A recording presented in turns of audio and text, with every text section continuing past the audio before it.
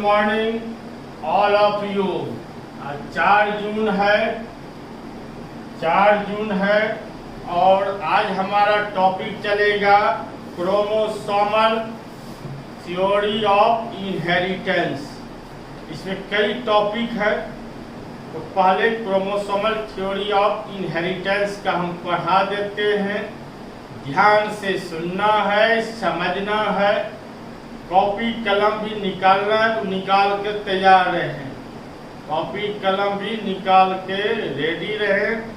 और जब मैं समझा दूं, जब लिखाने हम गिरने के लिए शुरू करेंगे, लिखने की क्रिया जब मैं स्टार्ट करूंगा तो मेरे साथ साथ आप लिखने का भी प्रैक्टिस करें। इससे आपका मेमोरी पावर बढ़ेगा, बॉडी की कैपेसिटी बढ़ेगा और ध्यान लगा रहेगा पढ़ाई लिखाई में। और सिर्फ सुनते रहने से ब्रेन इधर उधर भटक जाएगा, इसलिए मेहनत करना है। तो मेरे साथ साथ आप भी मेहनत करें, बात समझिए। और हर टॉपिक को ध्यान से पढ़ना है, ध्यान से पढ़िए, समझिए, बुझिए। और सारा जब बात समझ में आ गया तो उसको आप मेरी कॉन्फिडेंस को बढ़ाने के लिए लाइक या सब्सक्राइब जरूर करें, ठीक। अब मैं हेडिंग लिखने जा रहा हूं, आप भी लिखने की क्रिया शुरू करें।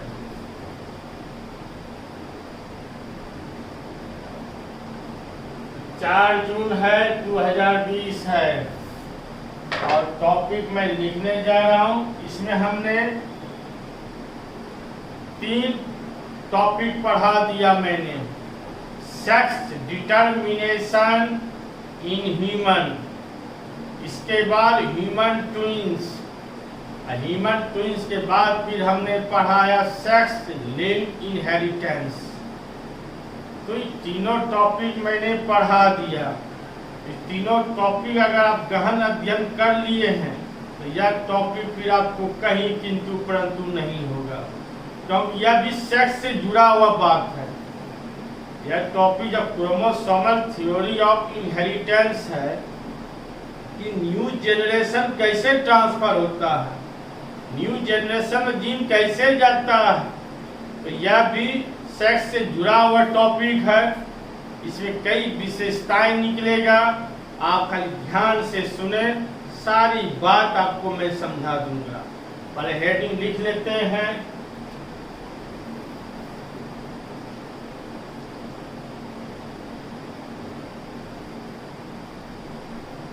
Chromosomal, chromosomal theory of inheritance, chromosomal theory of inheritance. इसका हिंदी होता है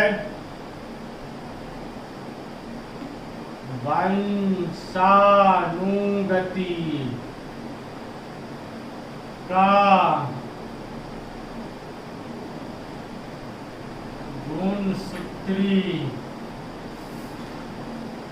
गुणसूत्री सिद्धांत।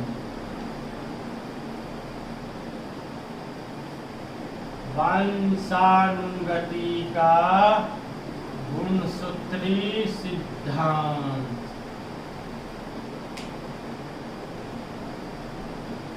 इनहेरिटेंस का हिंदी वंशानुगति, क्रोमोसोमल का हिंदी गुणसूत्री और थ्योरी का तो समझ ही गए सिद्धांत। तो वंशानुगति का गुणसूत्री सिद्धांत। अब क्रोमोसोमल थ्योरी ऑफ इनहेरिटेंस क्या है, यह शॉर्ट में कभी कभी पूछते रहता है। शॉर्ट क्वेश्चन में यह पूछते रहता है। तो इसका डिस्कवर जो किया सार्टन एंड बोबेरी साइंटिस्ट ने किया। पहले डिस्कवरी बता देते हैं। डिस्कवरी,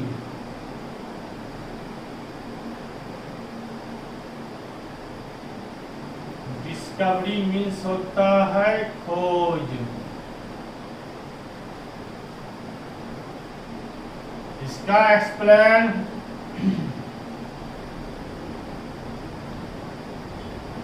का एक्सप्लेन वर्णन Sutton and Boveri scientist, Sutton and Boveri scientist ने किया। तो क्रोमोसोमल थ्योरी ऑफ इनहेरिटेंस का एक्सप्लेन किसने किया? साटन एंड बोवेरी साइंटिस्ट ने 1902 ईस्वी में किया। बोवेरी साइंटिस्ट ने किया। अब इसका डिफिनीशन, अब इसका क्या होगा? डिफिनीशन, परिभाषा। तो समझिए ध्यान से। तो क्रोमोसोमल थ्योरी ऑफ इनहेरिटेंस का एक्सप्लेन किसने किया? साटन, साइंटिस्ट, ध्यान दें, साटन एंड बोवेरी साइंटिस्ट ने 1902 ईस्वी में। तो ब्रैकेट में लिख दिए हैं। अब समझना है कि इनहेरिटेंस क्या है। ऐसे मैंने टॉपिक में कई बार समझा दिया है, आज मैं पुनः समझा रहा हूं इसको कंठस्थ कर लें कि इनहेरिटेंस किसे कहते हैं। तो हिंदी पर ध्यान दें। वंशानुगति यानी जनरेशन बाय जनरेशन के चलते रहने की क्रिया को वंशानुगति कहते हैं। जनरेशन बाय जनरेशन के चलते रहने की क्रिया को वंशानुगति कहते हैं। तो समझ गए, पीढ़ी दर पीढ़ी के चलते रहने की क्रिया को वंशानुगति कहते हैं। अब सवाल है कि पीढ़ी दर पीढ़ी जो जीन का ट्रांसफर होता है कैसे होता है? पीढ़ी दर पीढ़ी जो जीन का ट्रांसफर होता है कैसे होता है? जीन का ट्रांसफर आज इसी विषय पर स्टडी करना है। तो जीन की बात है, मैंने तो कई बार पढ़ाया। जीन को पैदा करते हैं डीएनए, जीन को पैदा डीएनए करते हैं। तो सबका जीन होता है। अब जीन जैसे स्पर्म क्या है? जीन है। ओवा क्या है? जीन है। तो इस विषय पर ध्यान देना है। जब क्रोमोसोम, परिभाषा ध्यान दीजिए, क्या क्रोमोसोमल थ्योरी है और शॉर्ट क्वेश्चन में पूछते रहता है, इसलिए इस बात पर भी ध्यान देना है और कंठस्थ ही याद हो जाएगा। जब क्रोमोसोम के माध्यम से जीन एक जनरेशन से दूसरे जनरेशन में ट्रांसफर होते रहते हैं, उसी क्रिया को क्रोमोसोमल थ्योरी ऑफ इनहेरिटेंस कहते हैं। आपको तो मालूम है कि जीन किससे जुड़ा हुआ है? क्रोमोसोम से। महीन बात सीखिए यहाँ पे, जीन किससे जुड़ा हुआ है? क्रोमोसोम से। जब क्रोमोसोम से जुड़ा हुआ है तो जहां जहां क्रोमोसोम जाएगा वहां वहां जीन जाएगा। तो क्रोमोसोम के माध्यम से जीन कहाँ गया? एक पीढ़ी से, पॉइंट पर ध्यान दीजिए, एक पीढ़ी से दूसरे पीढ़ी में गया। एक जनरेशन से कहाँ गया? दूसरे जनरेशन में। अब यह स्टडी करना है कि मैं जब बार बार बोल रहा हूं कि जीन एक जनरेशन से दूसरे जनरेशन कैसे जाता है, तो आज इसी विषय पर आपको स्टडी करना है और मैं बताने जा रहा हूं, इसलिए ध्यान से सुनना है। यह जाता है मेल और फीमेल के द्वारा। यह किसके द्वारा जाता है? मेल और फीमेल के द्वारा जाता है। अब मेल और फीमेल के द्वारा जीन का कैसे आदान प्रदान होता है? मेल और फीमेल के द्वारा जीन का कैसे आदान प्रदान होता है, इस विषय पर आपको ध्यान देना है। तो मेल और फीमेल के द्वारा, इसके लिए आपको पढ़ना, या सेक्स की बात जुड़ा हुआ है। तो मैंने कई बार समझाया कि सेक्स किसे कहते हैं। तो मेल और फीमेल के द्वारा जाता है, तो किसके द्वारा? तो सेक्स ऑर्गन के द्वारा जाता है। अब सेक्स ऑर्गन क्या है? सेक्स क्या है पहले?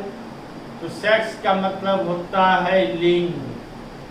मेल और फीमेल के अंगों के बारे में जो स्टडी किया जाता है, उसी क्रिया को क्या कहा जाता है? सेक्स। तो मेल का सेक्स ऑर्गन क्या हुआ? टेस्टिस। मेल का सेक्स ऑर्गन क्या हुआ? टेस्टिस। और फीमेल का सेक्स ऑर्गन क्या हुआ? ओवरी। ओवरी माना अंडाशय। तो मेल का सेक्स ऑर्गन टेस्टिस होता है, जिसको आम जनमानस में सिंपल भाषा में हाइड्रोसिल कहा जाता है। तो वह हाइड्रोसिल को ही टेस्टिस कहा जाता है। टेस्टिस हमेशा स्पर्म को पैदा करते हैं, वह स्पर्म का निर्माण करते हैं। स्पर्म का निर्माण करने के बाद वह बराबर करते रहते हैं, वही स्पर्म जाता है फीमेल के बॉडी में। अब फीमेल को ओवरी से बराबर किसका निर्माण होता है? ओवा का निर्माण होता है। ओवा का निर्माण होता है। अब वह स्पर्म में दो क्रोमोसोम रहता है मेल के स्पर्म में, एक्स और वाई। तो मेल में कैसा क्रोमोसोम रहता है? एक्स और वाई। और फीमेल में कैसा क्रोमोसोम रहता है? एक्स और एक्स। यूनिवर्सल ट्रूथ है कि फीमेल के ओवा में एक्स और एक्स ही होता है। अब मेल के स्पर्म में एक्स और वाई होता है। अब यहाँ ध्यान देना है कि स्पर्म जो है और फीमेल के बॉडी में दोनों का कैसे कैसे कंडीशन जुड़ा हुआ है। तो मेल का स्पर्म जाता है फीमेल के बॉडी में, वेजिना में गया। अब वेजिना से कहाँ जाता है? यूटेरस में, गर्भाशय जिसको बच्चेदानी कहते हैं। यूटेरस से कहाँ चला गया? फैलोपियन ट्यूब्यूल में। नेक्स्ट टॉपिक बताएंगे सारा कंडीशन। फैलोपियन ट्यूब्यूल से वहाँ स्पर्म और ओवा का मिलन होता है। तो पॉइंट इज नोटेड, स्पर्म और ओवा का मिलन कहाँ पे होता है? ऑब्जेक्टिव पर ध्यान देंगे। सेक्स की बात जब पढ़ रहे हैं तो यह भी याद रखना है कि मेल और फीमेल से जो न्यू जनरेशन बनता है, तो फीमेल के बॉडी में कहाँ जाके स्पर्म ओवा से मिलता है? फैलोपियन ट्यूब्यूल में। अब फैलोपियन ट्यूब्यूल में चला गया, स्पर्म ओवा से फ्यूज किया, जायगोट बना। वही जायगोट जो है फिर यूटेरस में आता है। यूटेरस में फिर वही 9 महीना तक गर्भ रहता है, चाइल्ड विकसित रहता है। फिर जाके चाइल्ड जब पूर्ण रूप से कंप्लीट हो जाता है, और फिर वेजिना के माध्यम से वह बाहर निकलता है। तो जीन का आदान प्रदान कैसे हुआ? स्पर्म ओवा दोनों के आपस में मिलने से। इसलिए यहाँ पे मेल और फीमेल के माध्यम से एक जनरेशन से जीन कहाँ जाता है? दूसरे जनरेशन में। सारा बात हमने समझा दिया, इसको आप ध्यान से सुनते जाएंगे तो परिभाषा पर ध्यान से लौटिए। तो परिभाषा क्या हुआ? जब क्रोमोसोम के माध्यम से जीन एक जनरेशन से कहाँ गया? दूसरे जनरेशन में। इसी क्रिया को क्रोमोसोमल थ्योरी ऑफ इनहेरिटेंस कहते हैं। अब लिख भी देते हैं, कॉपी कलम निकाल के रेडी रहें। अब लिखने की क्रिया शुरू करें। जब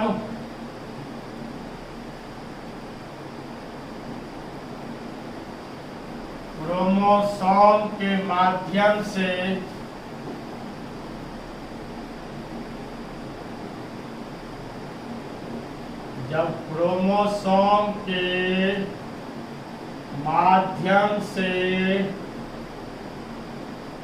जीन एक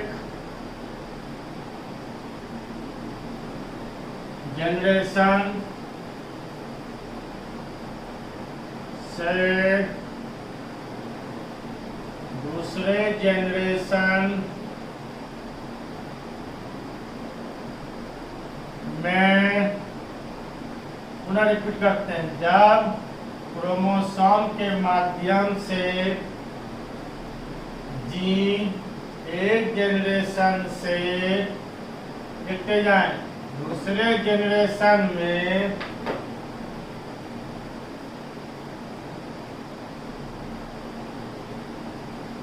ट्रांसफर होते रहते हैं, कॉमा, तो उसे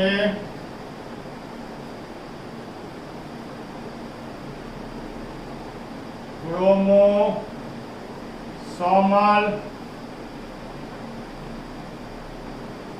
थ्योरी ऑफ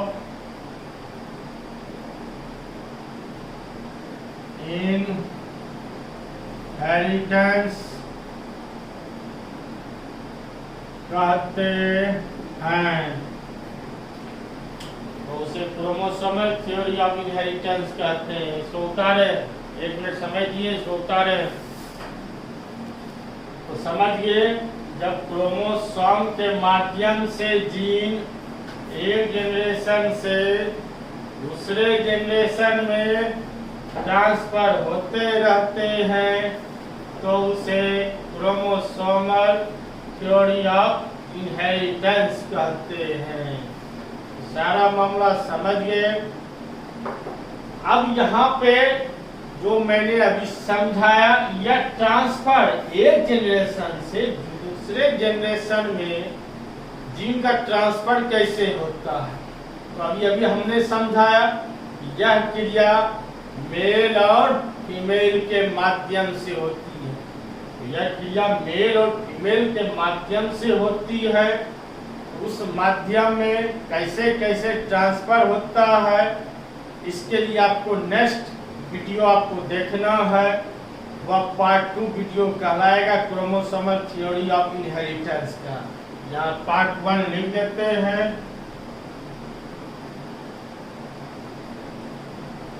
पार्ट 1। अब पार्ट 2 जाके आप देखेंगे कि यह ट्रांसफर जीन का कैसे होता है, और इसको अध्ययन करें और फिर अंत में लाइक सब्सक्राइब जरूर करें। Thank you.